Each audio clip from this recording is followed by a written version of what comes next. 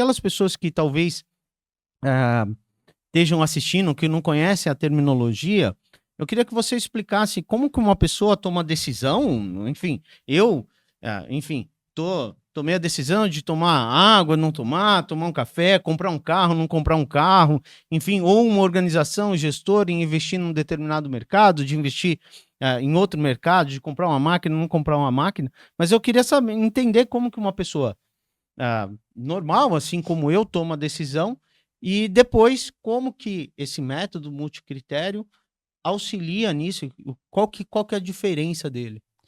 Bom, os processos multicritérios, os processos de tomar de decisão, eles são dois caminhos diferentes. Tem os tomar de decisão que analisam os processos internos cognitivos de tomar de decisão. E tem os processos de tomar de decisão multicritério, que são os quais eu trabalho. Eles são os mesmos processos de tomar de decisão multicritério, eles são baseados independente se eu tenho critérios qualitativos, quantitativos, mas eu tenho que tomar como base fatores de decisão. Eu tenho fatores de decisão e eu vou decidir sobre algo, tá? Independente se esses fatores de decisão são qualitativos ou quantitativos, mas eu tento racionalizar minha decisão, tá? Uma frase que eu sempre falo é o seguinte: quando você toma decisão multicritério, eu já vou dar um exemplo prático, que todo mundo sente na pele. Quando você toma decisão multicritério, você sente um vazio. Qual é o vazio? A falta da angústia. A falta daquele calor, aquela coisa te consumindo por dentro. Por quê? Porque você coloca regra, método para tomar decisão. Você não se sente perdido para tomar decisão. Você organiza toda uma estrutura mental para tomada de decisão. Vou colocar, por exemplo, um exemplo prático. Aí depois eu cito alguns exemplos aplicados a organizações, tá? Até mesmo decisões rápidas. Você pode ter uma estrutura pronta para se tomar decisão. Para comprar isso aqui, um celular. Quem nunca comprou um celular? Vamos colocar que eu tenho um determinado objetivo, meu celular, cada um tem seus objetivos com o seu celular.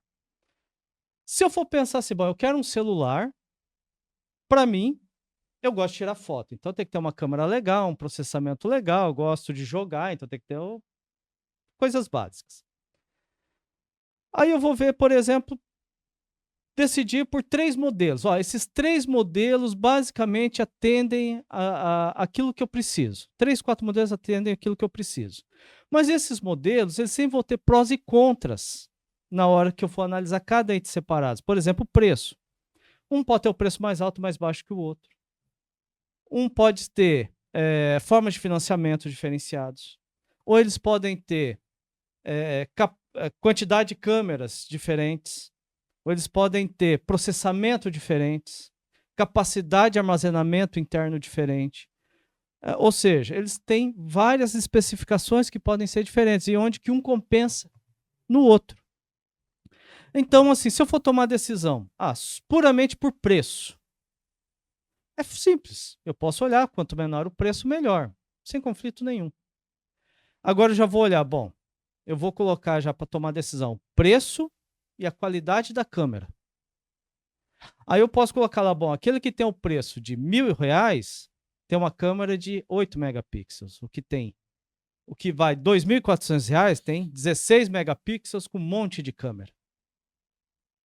Só que daí eu já coloco mais um terceiro fator de decisão, não, capacidade interna, porque hoje vocês vão ver que não tem mais lugares para você pôr aumento de memória. Capacidade externa. E aí eu posso colocar assim, bom, aquele que tem 2.400, ele tem, por exemplo, 64 GB de capacidade interna. Aquele de R$ 1.000, só que a câmera é de 8 MB, ele tem 128 de memória interna. Ou seja, vocês viram? Cada um vai tendo pontos positivos e pontos negativos que eu vou começar, poxa, esse aqui tá legal porque o preço é menor. Não, mas aquele tá legal porque a câmera tá melhor. Não, mas aquele tá melhor porque a capacidade interna dele é maior. Não, mas esse tá melhor porque esse é octa-core, o outro é quadricore. Não, mas esse é melhor porque é tal coisa, esse aqui não é. E aí chega no final, você começa a ficar perdido, você começa a ficar angustiado. O que eu compro, o que eu deixo de comprar? Chega no final, se você não usa a regra, você fecha o olho e fala assim, não, quer saber? Vai esse. Né? E você nem sabe se você ficou satisfeito com a sua compra. Porque sempre fica aquela coisa ali que talvez eu poderia ter comprado outro.